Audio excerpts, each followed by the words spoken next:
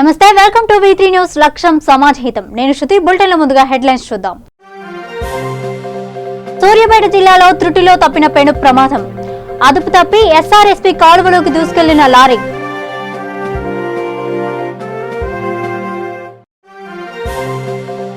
కరీంనగర్ లో press meet ఏర్పాటు చేసిన జిల్లా కలెక్టర్. సాయుధ దళాల పతాక దినోత్సవ వేడుకలు ఘనంగా నిర్వహించాలంటూ ఆదేశాలు.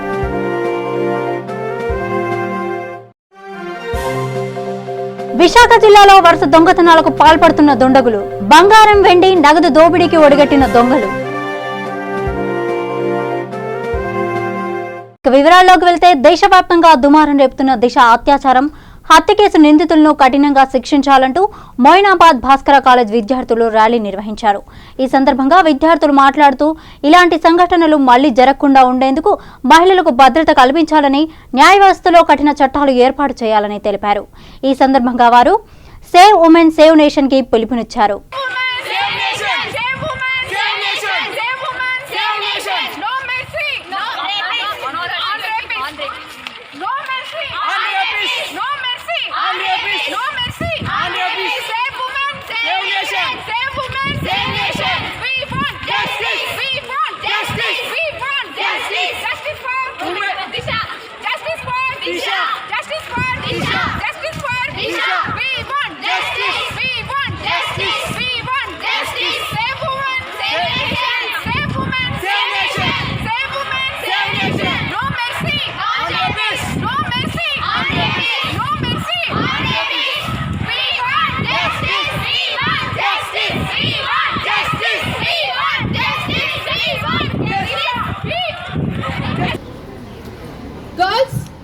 I request every woman to be brave to face any situations in the 21st century.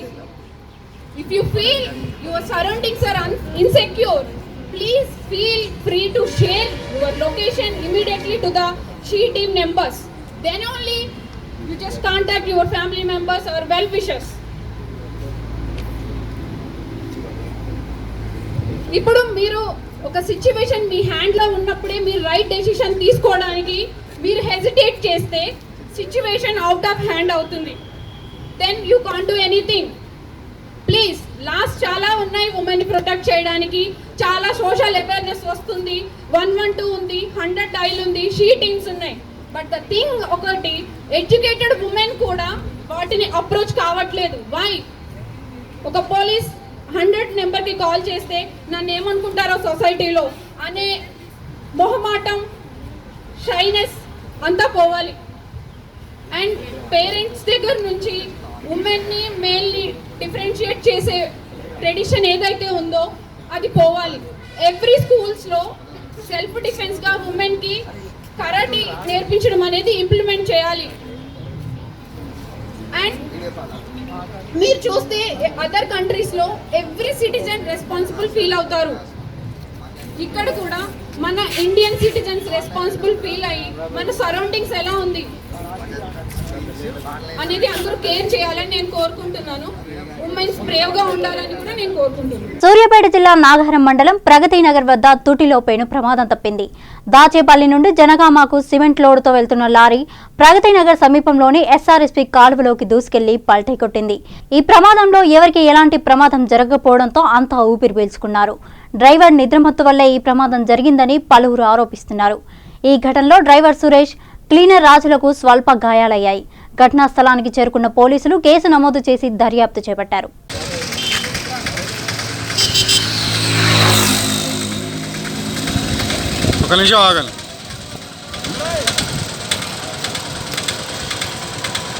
బండి దాచేపల్లి నుంచి వస్తుంది, అన్లోడు జనగాం వచ్చే రూట్లో ఇక్కడ బండి కటింగ్ ఇచ్చింది, డివైడర్ దాకి బోల్తా పడ్డాయి. పేర్లు అవన్నీ వజ్జా సురేష్, రాజా, క్లీనర్కు దెబ్బలు తాకినాయి. దాచేపల్లి నుంచి సిమెంట్ వేసుకొని వస్తున్నా లోడింగ్, జనగాం అన్లోడింగ్ పోతుంటే బండి సూర్యాపేట తిరుమలగిరి దగ్గర లారీ కటింగ్ కొట్టింది. బ్రిడ్జి దగ్గర బండి బోల్తా పడ్డాయి. కాలువలోకి వెళ్ళింది. కాలువలోకి వెళ్ళింది. మాది రెడ్డిగూడెం. మా పేరు సురేష్, మా క్లీనర్ పేరు రాజా.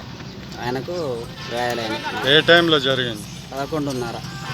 హైదరాబాద్లో ఆత్మగౌరవ భవనాలు నిర్మించాలన్న ప్రభుత్వ ఆదేశాల మేరకు స్థలాలను మంత్రి శ్రీనివాస్ గౌడ్ పరిశీలించారు.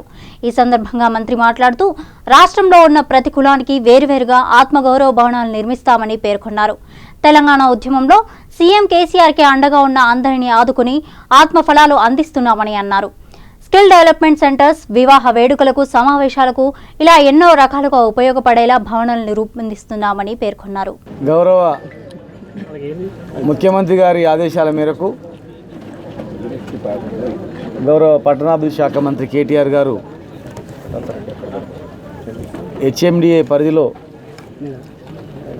బీసీ కులాలకు, వెనుకబడిన జాతులకు ఆత్మగౌరవ భవనాల గురించి ల్యాండ్ కేటాయించడం జరిగింది. కనుక ఈరోజు మా బీసీ సంక్షేమ శాఖ మంత్రులు గంగుల కమలాకర్ గారు, మేము, మా పెద్దలు శాసనసభ్యులు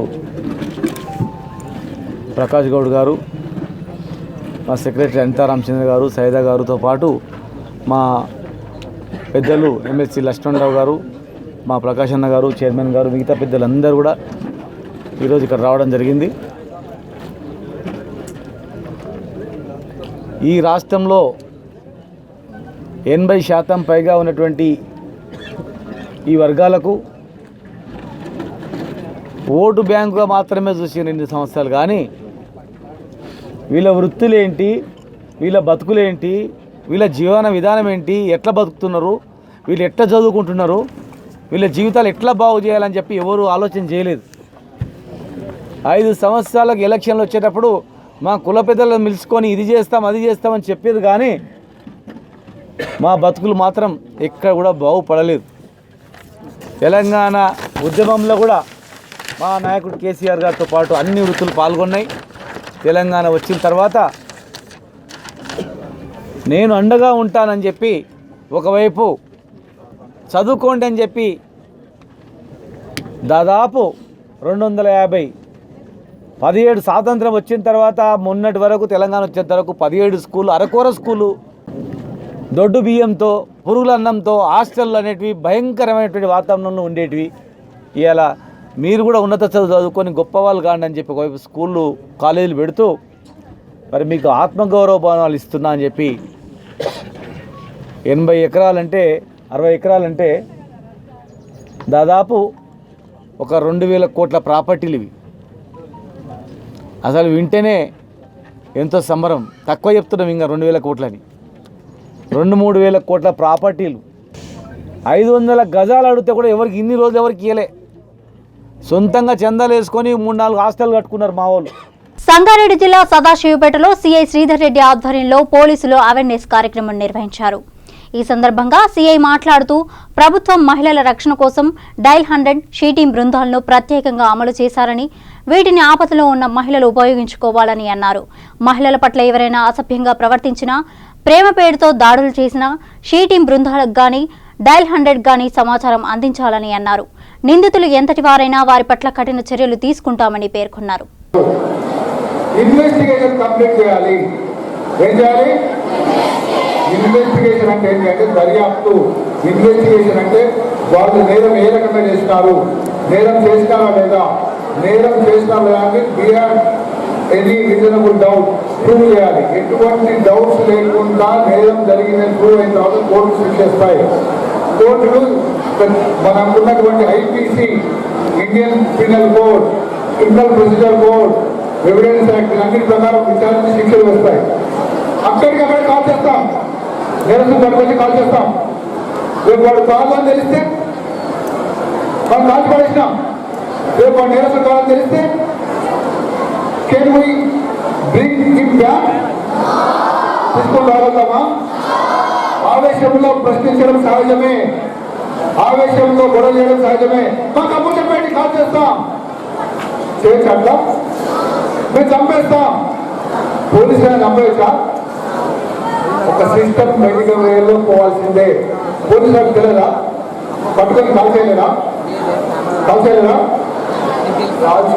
ముఖ్య ఉద్దేశం ఏమనగా, మీ అందరికీ తెలుసు, జరిగిన చర్య అనేది చాలా బాధాకరమైనది, అత్యంత అమానుషమైన చర్య.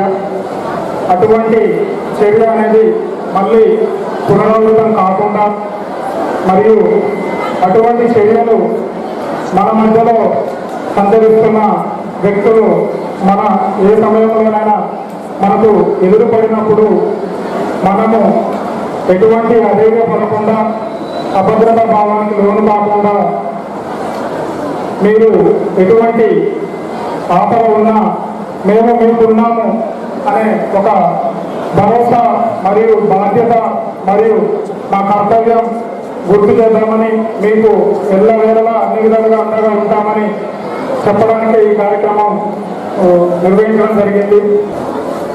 ఈరోజు ఇక్కడ సదాశివపట్నంలో వివిధ పాఠశాలకు వెళ్ళినటువంటి దాదాపు 1500 మంది పైగా విద్యార్థులకు ఒక భద్రత గురించినటువంటి ఒక అంశం పైన అవగాహన కల్పించడానికి ఇక్కడ రావడం జరిగింది. అందరికీ కూడా పాఠశాల బయట వాళ్ళకు పిల్లలకు విద్యార్థులకు లేదా మహిళలకు అందరికీ కూడా ఏ విధమైన భద్రతాపరమైనటువంటి అంశాలు ఏ విధంగా తీసుకోవాలని మనం అవగాహన కల్పించడం జరిగింది. ఈ షీ టీమ్స్ ద్వారా మనం ప్రోగ్రాం నిర్వహించాం. ఇక్కడ సదాశివపేట కూడా షీ టీమ్ అనేది పనిచేస్తుంది. ఈ షీ టీమ్ని సేవలు ఉపయోగించుకోవాలి. షీ టీమ్ సేవలైనా ఏ సేవలైనా సరే మనం ఇక్కడ జిల్లాలో అయితే ఒక షీ టీమ్స్ కోసం ఒక నెంబర్ కూడా పెట్టడం జరిగింది. జిల్లా కంప్లైంట్స్ అయినా సరే షీ టీమ్స్ అయినా సరే ఒకటి ఏంటంటే 9490617000 9490617000 అనే నెంబర్ని షీ టీమ్స్ పెట్టడం జరిగింది. అట్లానే ఆ నెంబర్ గుర్తు లేకుండా కూడా 100 కాల్ చేస్తే సరిపోతుంది. ఫ్రీ కాల్ నెంబర్ పిల్లలకు చెప్పడం జరిగింది. ఎప్పుడైనా సరే ఎటువంటి సమస్య అయినా సరే 100 కాల్ చేయమని చెప్పడం జరిగింది. అట్లాగే అపరిచిత నెంబర్ అని చెప్పేసి కొత్త వ్యక్తులు వచ్చేయని చెప్తే వాళ్ళ స్పందించొద్దని చెప్పేసి మనం చెప్పడం జరిగింది. సో అనేక అంశాల్లో పిల్లలకు ఈరోజు అవగాహన కల్పించడం జరిగింది. నల్గొండ జిల్లా పానుగల్ మండలం కేంద్రంలో Kollapur MLA Biram Harshavardhan Reddy collector Shweta Mahanti double బెడ్రూమ్ల ఇండ్ల నిర్మాణాలకు స్థలాన్ని పరిశీలించారు. ఇందులో భాగంగా ఎమ్మెల్యే బిరం హర్షవర్ధన్ రెడ్డి పానుగల్ మండలం దాచవల్లి గ్రామంలో సీసీ రోడ్ల నిర్మాణాలకు భూమి పూజ చేశారు.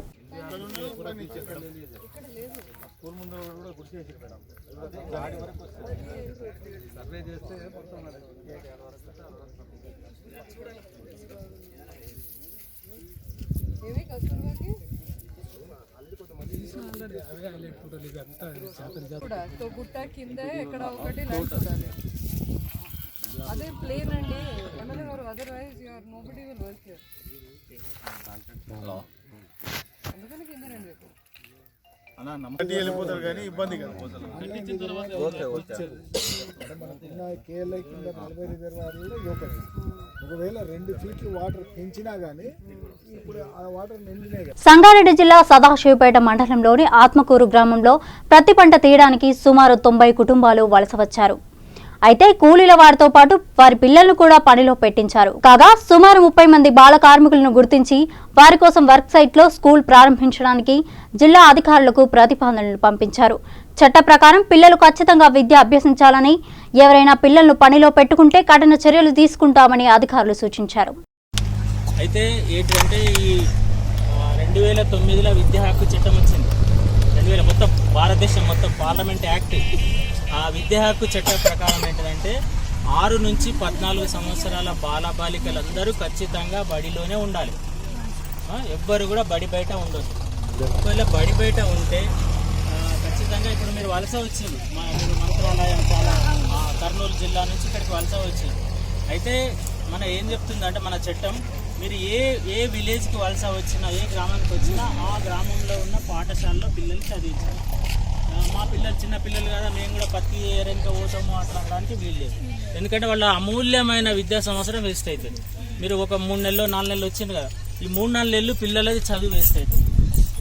చదువు విలువ ఇప్పుడు మీకు తెలియకపోవచ్చు, కానీ ఒకవేళ చదువుకుంటే ఏమవుతుందని మీరు అప్పుడప్పుడు పేపర్లు ఇస్తుంటారు. కూలి పని చేసే పిల్లలు కూడా ఒక్కొక్కసారి కలెక్టర్లు అయిన సంఘటనలు ఉన్నాయి.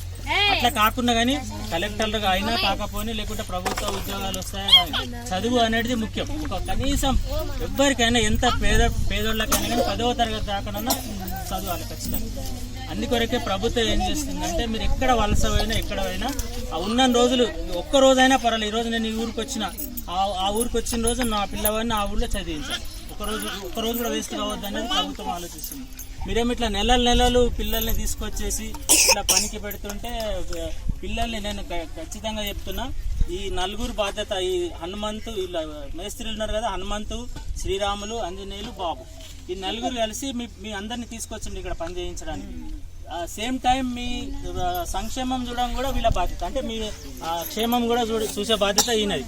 అంటే మీ పిల్లలకు చదువు నేర్పియాలి, తర్వాత మీకు అవసరమైన సౌకర్యాలు కల్పించాలి. నీళ్ళు అనుకోండి, ఇంకేదన్నా సౌకర్యాలు కల్పించాలి. కేవలం తెచ్చి పని చేయించుకున్నంత మాత్రం కాదు. సేమ్ టైం పిల్లలకు కూడా చదువు నేర్పియాలి, వీళ్ళ బాధ్యత. ఒకవేళ మీరు ఈ కొంచెం పెద్ద పెద్ద పిల్లలు ఉన్నారు కదా, ఈ ఒక 7-8 ఏండ్లు ఇట్లా ఉన్నారు కదా, లేకుంటే ఈ చిన్న పిల్లలు అయినా సరే, వీళ్ళు గిట్ట ఇప్పుడు మీరు నేను చెప్తే వినలేదనుకోండి, స్కూల్ పంపేయలేదనుకోండి, వీళ్ళు ఏడ పని చేస్తున్నారో ఆ యజమానికి 50,000 ఫైన్ వేస్తాం ఒక రోజుకి. ఒక రోజు వీళ్ళు గిట్ట వచ్చి గిట్ట వాళ్ళు పత్తి తెంపింది అనుకోండి, మీకేమనం వాళ్ళకి 50,000 ఫైన్ వేస్తాం. అప్పుడు వాళ్ళు మీ పిల్లలతో పని చేపిస్తారా? చేపియారు. కాబట్టి ఈ ఇంకొకటి బాల హక్కులు కూడా, ఒకటి నేను విద్యా హక్కు చట్టమే చెప్పిన, బాల హక్కులు కూడా. Building and construction workers union సంక్షేమ చట్టాన్ని కేంద్ర ప్రభుత్వం రద్దు చేసే నిర్ణయాన్ని తీసుకున్న సందర్భంగా సిఐటియు కమిటీ ఇచ్చిన పిలుపులో భాగంగా రాష్ట్ర ప్రధాన కార్యదర్శి రత్నాకరం, కోటరాజు మరియు వరంగల్ రూరల్ జిల్లా ప్రధాన కార్యదర్శి అనంతగిరి, రవి తదితరులు ఢిల్లీ పార్లమెంటు ముట్టడిలో పాల్గొన్నారు.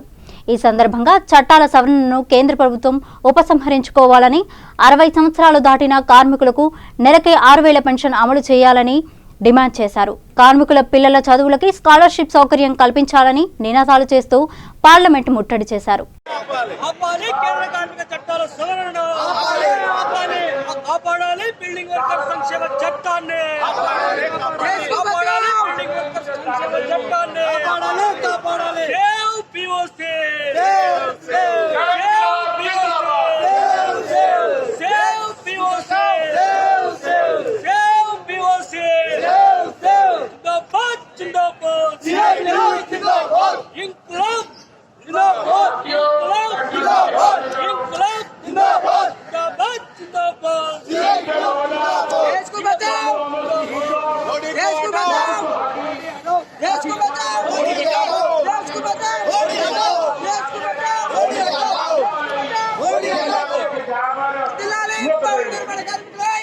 కరీంనగర్ కలెక్టర్ సర్ఫరాజ్ అహ్మద్ కలెక్టరేట్ భవనంలో ప్రెస్ మీట్ నిర్వహించారు.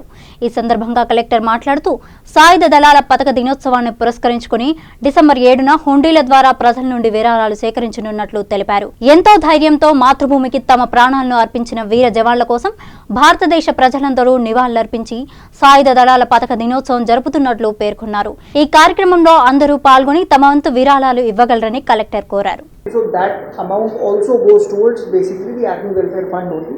So there are, somebody can buy a sticker, somebody can buy a flag, or somebody can contribute. So all three methods can be done. So this entire activity is being done through by our NCC cadets only, and it is coordinated at the district level by the NCC, the Colonel Commanding Officer, and the Zilla Sainik Welfare Officer, who is also acting for the various activities for the welfare of the soldiers. So now all of you, if there is anything major, but let us understand that in the most difficult of the situations, when we need somebody to stand up, it is the army which has always stood up. Be it external aggression, be it situations of internal danger, be it situations of riots, a lot of times in riot situations and other kind of situations also. So let us express our gratitude to the services which the army is doing, and let us as a mark of respect for those soldiers and officers who very often make the supreme sacrifice for the call of the nation, I would request all of you to give a lot of publicity to this activity. Atlage I would also request all citizens of Karimnagar to come out in large numbers and donate and contribute for the cause. Thank you. Any questions if you have? The Army Flag Fund is also tax exempt.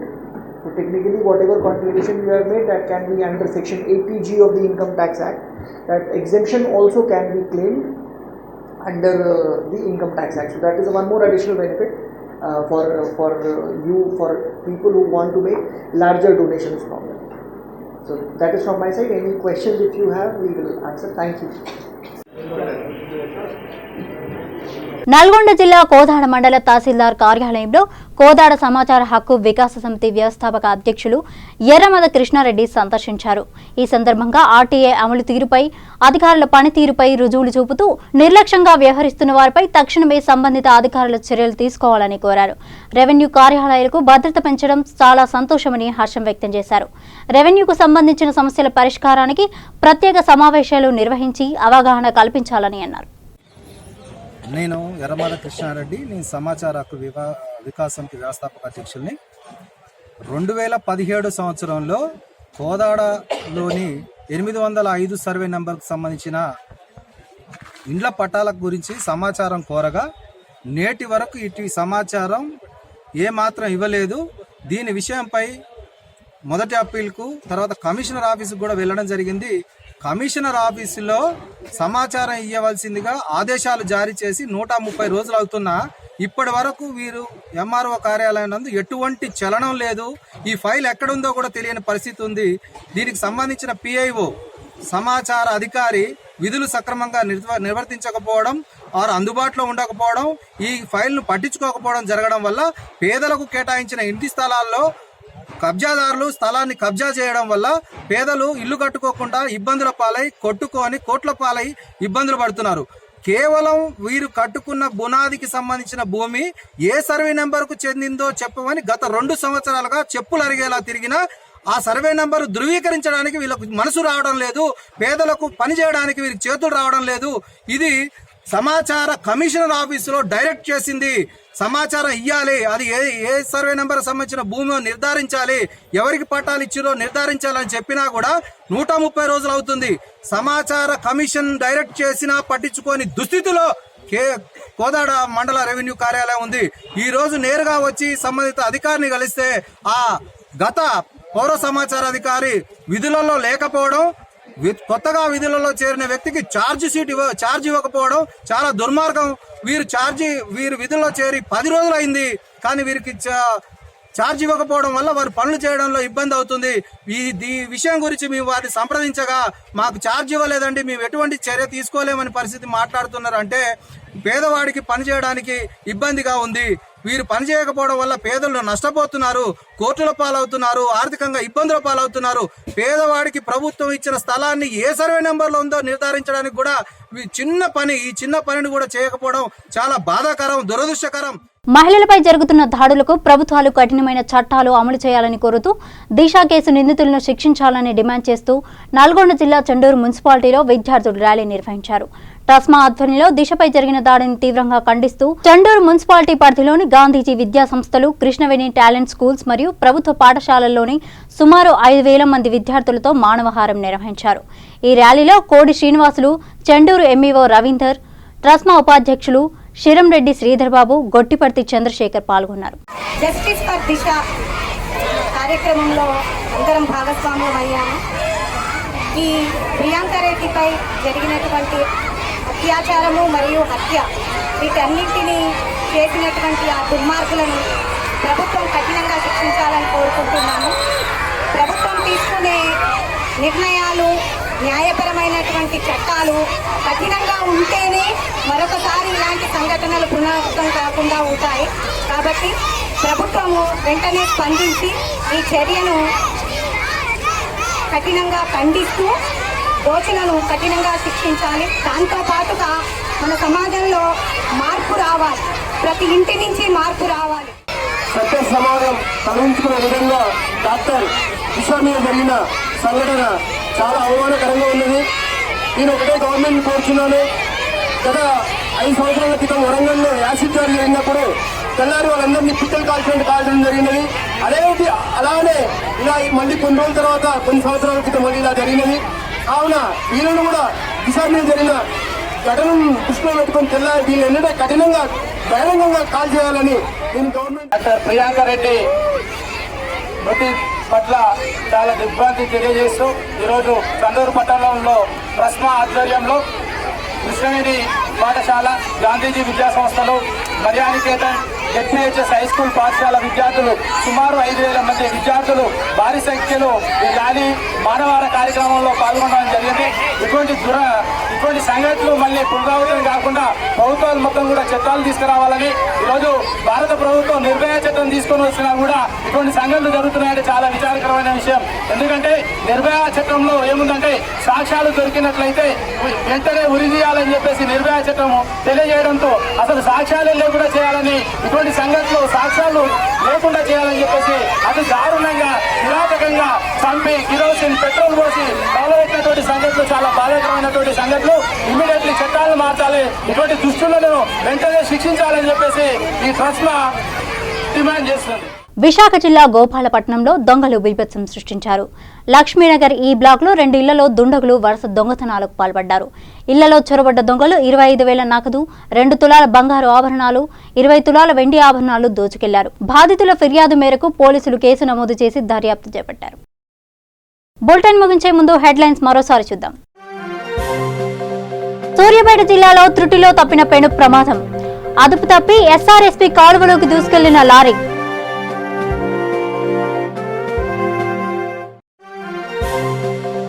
కరీంనగర్లో press meet ఏర్పాటు చేసిన జిల్లా collector. సాయుధ దళాల పతాక దినోత్సవ వేడుకలు ఘనంగా నిర్వహించాలంటూ ఆదేశాలు.